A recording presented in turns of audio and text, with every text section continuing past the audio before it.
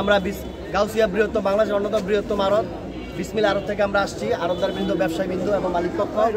আপনারা জানেন আমাদের এই আড়তটা সেলিম প্রধানের কাছ থেকে আমরা 2000 সনে 10 বছরের জন্য আমরা এটা চুক্তি সহকারে বৈধ চুক্তির মাধ্যমে আমরা এটা তার কাছ থেকে আমরা ভাড়া নেই 2021 সনে 2031 সাল পর্যন্ত।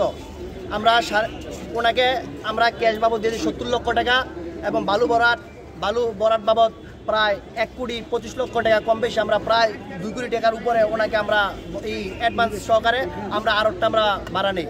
এটা ছিল একটা ডোবা একটা জায়গা।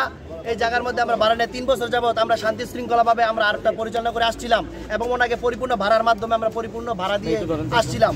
কিন্তু আমরা দেখা গেছে সন্ত্রাসী বাহিনীর মাধ্যমে আমাদের মালিক পক্ষদের উচ্ছেদ করে উনি, এবং উনি জাপান বাংলা একটা ব্যানার নামে উনি আড়তের মধ্যে জাপান বাংলা ব্যানার লাগায় উনি অবৈধভাবে আমাদের তাড়িয়ে উনি দখল করে দেন। আমরা প্রশাসন এবং জনপ্রতিনিধির মাধ্যমে আমরা আবার আড়তে 39 দিন পরে আড়তে ঢুকতে সক্ষম হই।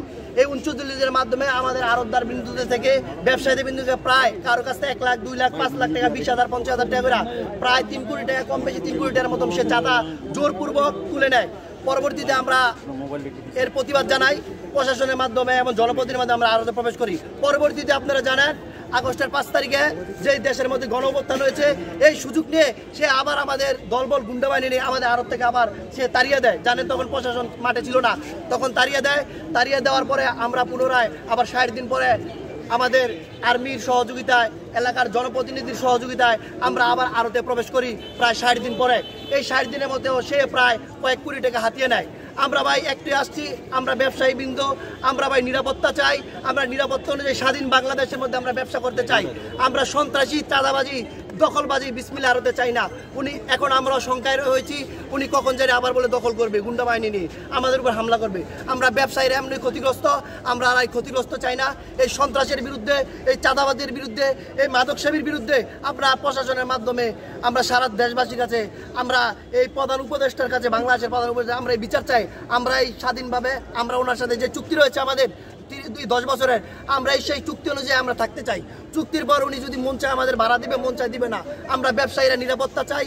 চুক্তি অনুযায়ী আমাদের মালিক পক্ষ এখানে সুষ্ঠু শৃঙ্খলভাবে ব্যবসা করতে চাই। আমরা ওনাকে মাসে 7.5 লক্ষ টাকা ভাড়া দিই, তারপর উনি লোভে বশবর্তী হয়ে আমাদের আবার উনি তাড়িয়ে দেওয়ার একটা পায়তারা করতেছে, আমাদের বিভিন্ন জীবন নাশের হুমকি দিচ্ছে।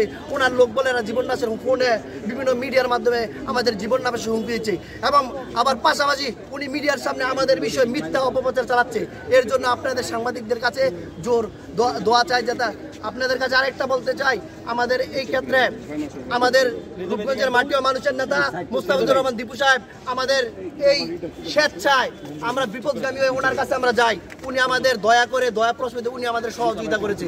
এর বিনিময়ে উনি আমাদের কিছু নেই, কিন্তু এই সন্ত্রাসী দীপু ভূঁইয়ার নামও অনেক আবল তাবল বলেছে সাংবাদিকদের মাধ্যমে। দীপু ভূঁইয়া আমাদের একজন সমাজসেবক হিসাবে, উনি পাশাপাশি একটা ব্যবসায়ী হিসেবে আমাদের উনি সহযোগিতা করছে, কিন্তু উনি কি বলছে মিথ্যা কথা দীপু ভূঁইয়ার নামে এবং ফারুক চেয়ারম্যানের নামও মিথ্যা কথা অভিযোগ করছে, প্রোপাগান্ডা খোকন চেয়ারম্যানের সামনে। এরও আপনাদের বিচার চাই।